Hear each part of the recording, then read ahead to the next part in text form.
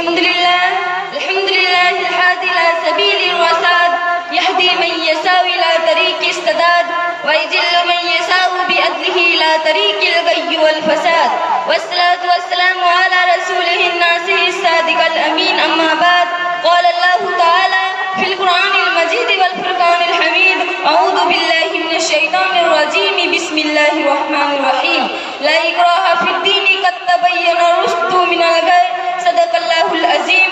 محترم حضرات، سامعین اکرام، اسلام کی فطرت میں قدرت نے لچک دی ہے، اسلام کی فطرت میں قدرت نے لچک دی ہے، اتنا ہی یہ ابھرے گا جتنا کہ دبائیں گے. آج اسلام دشمن طاقتوں کی طرف سے یہ اعتراض بڑے زور و شور کے ساتھ اٹھایا جا رہا ہے کہ اسلام اپنی بلند تعلیمات نہیں، اپنی طاقت کے بل بوتے پر دنیا میں پھیلا ہے.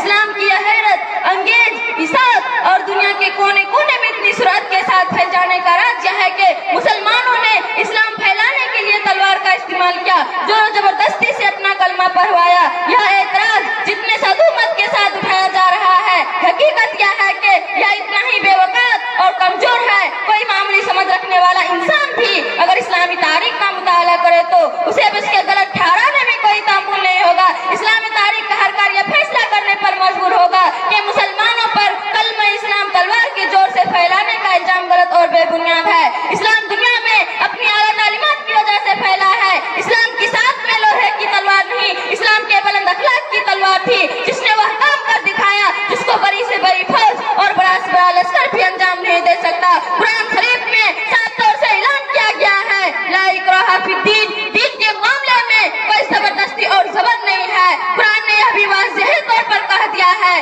کہ جس کا جی چاہے مال کی دولت سے مالا مال ہو اور جس کا جی چاہے کفر و شرک کے تاریکیوں میں بھٹکتا پھرے. اسلام کسی کے اوپر زبر و اکراہ کر کے اپنا کلمہ پڑھوانے کے حق میں نہیں ہے.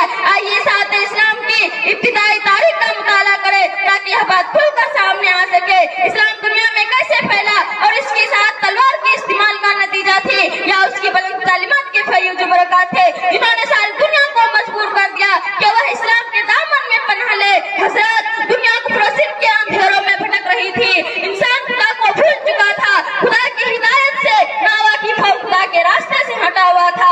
ظلم اور زیادتی ہر طرف عام تھی، ظلم کو ظلم اور گناہ کو گناہ سمجھنے کا احساس تک ختم ہو چکا تھا. ایسا خوفناک ماحول تھا اور ایسے ماحول میں اللہ کے رسول صلی اللہ علیہ وسلم مبعوث کیے گئے. اللہ کے رسول حق کی طرف بلانے والے تنہا تھے، خدا کے راستے کی طرف پکارنے والے اکیلے تھے.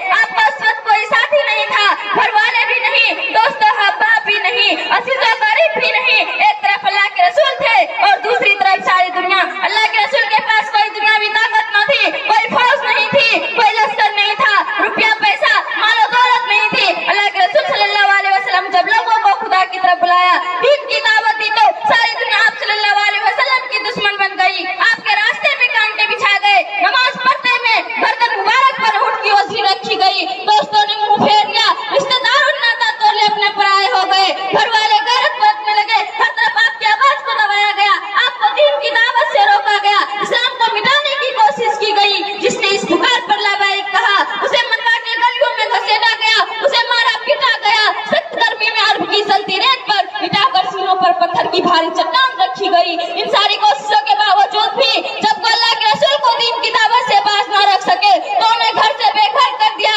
انہیں مدینہ جانے پر مجبور کر دیا. اللہ کے رسول صلی اللہ علیہ وسلم یہ ساری تکلیفیں سہتے رہے لیکن چپ چاپ برداشت کرتے رہے اور لوگوں کو برابر دین کی طرف بلاتے رہے. رسول خدا ایک درخت کے نیچے آرام فرما رہے ہیں، آپ کے ساتھی آپ سے کچھ دوری پر ہیں. ایک دشمن نے موقع اچھا دیکھ کر تلوار سوٹ لی اور آپ کے سرہانے جہاں پہنچا اس نے گستاخانہ انداز میں رسول خدا کو جگایا اور بڑے غرور سے کہنے لگا اے محمد صلی اللہ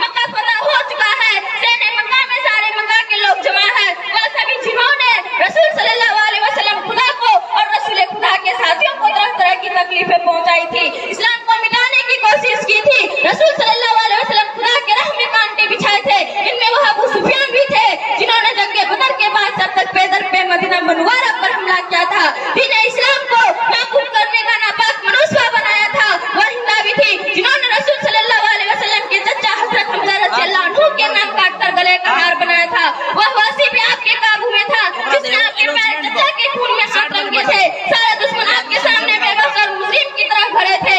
آپ ان سے ایک ایک ظلم کا بدلہ لے سکتے تھے, گن گن کر ہر ایک ظلم کا سزا دے سکتے تھے, لیکن یہ آپ کا بے انتہا عفو و کرم تھا, رحمت تھی کہ آپ نے یہ اعلان فرمایا لا تثریب علیکم اليوم انتم مطلقا, آج تم پر کوئی سرزنش نہیں جساؤ, تم سب آزاد ہو. پھر یہ معافی کا اعلان اتنا عام ہوتا ہے, یہ فرمایا جا رہا ہے جو کعبہ میں پناہ لے اسے امن ہے, اور جو ابو سفیان کے گھر میں پناہ لے وہ بھی امن میں ہے. اس رحمت کو دیکھ کر اس عفو و درگزر سے متاثر ہوگا.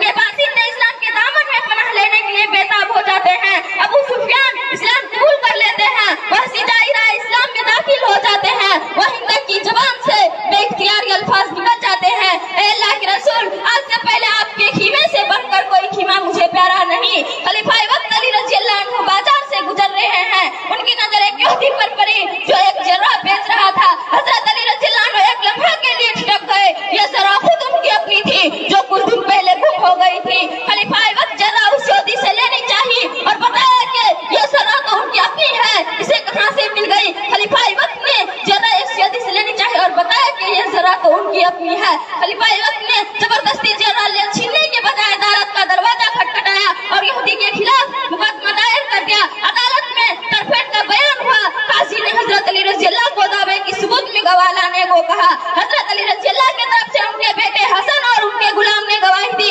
مگر قاضی عدالت نے آپ کا مقدمہ یہ کہہ کر خارج کر دیا کہ بیٹے کی گواہی باپ کے حق میں اور غلام کی گواہی آقا کے حق میں معتبر نہیں ہوتی, اس لیے آپ دوسرے گواہ پیش کیجئے. حضرت علی رضی اللہ دوسرے گواہ پیش نہ کر سکے اور قاضی کے فیصلے کو قبول کر کے واپس چل دیے. یہودی اس فیلاک فیصلے اور اسلام کی انصاف پسندی کو دیکھ کر چلا اٹھا. اس نے حضرت علی رضی اللہ کو آواز دی اور کہا بے شک یہ ذرا آپ ہی کی تھی, آج اسلام کی صداقت اور حقانیت نے میرے دل میں گھر کر لیا اور میں اسلام قبول کرتا ہوں. ان حقائق کے باوجود اگر کوئی شخص یہی کہہ جاتا ہے اسلام طاقت کے زور سے پھیلا ہے, اس کا کلمہ زبردستی پٹوایا گیا ہے, تو ایسے شخص کے بارے میں یہی رائے قائم کی جائے گی کہ اس کے دماغ میں خلل ہے. اب ایسے شخص کا علاج یہی ہے کہ اسے کسی پاگل خانہ میں بھیج دیا جائے. میں اپنی بات کو اس پر ختم کرتی ہوں. اللہ پاک ہم سب کو قرآن کریم پر عمل کرنے کی توفیق عطا فرمائے, آمین. وآخر دعوانا الحمدللہ رب العالمین.